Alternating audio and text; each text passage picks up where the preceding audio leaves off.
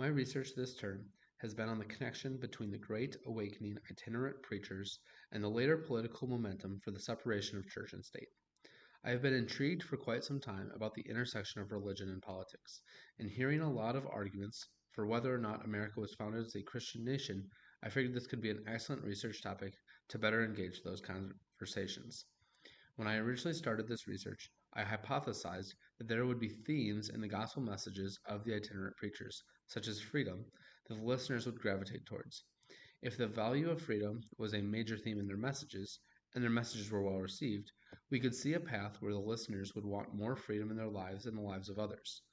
The ideas of religious toleration and freedom of religion could have been early ideas that would have led people to advocate for the separation of church and state later when the United States was being founded as an independent nation.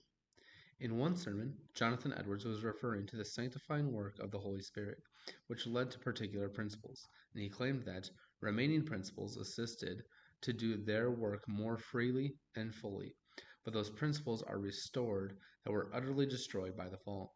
So, in this specific message, Edwards equates the life of the Spirit with the freedom to work and live a full life. Not only to work and live a full life, but this freedom was something that was taken away as a result of the fall. George Whitefield is another example of one who preached well received sermons, with freedom being idealized.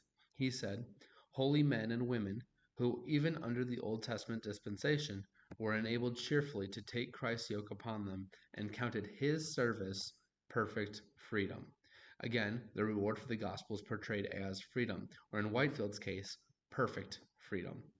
It is entirely reasonable to understand Edwards and Whitefield to be influential leaders in the colonies that would have promoted freedom through their sermons. This value of freedom could have developed over time and been instilled into colonial culture. If that is the case, then it would make sense that later generations would have advocated for the separation of church and state, since that more clearly would have embodied a free society. While I do believe this to be a contributing factor, further research leads me to believe that a different factor played a larger role. The style in which Edwards Whitefield and many others preached could have had a more profound impact than the words that were actually shared. Oftentimes, these revivals were happening outside of churches. Most of the colonists who were coming out of Europe are leaving highly structured, highly liturgical, highly authoritative religious backgrounds. In the colonies, the itinerant preachers of the Great Awakening were establishing a new branch of Christianity, regardless of whether or not that was their intention.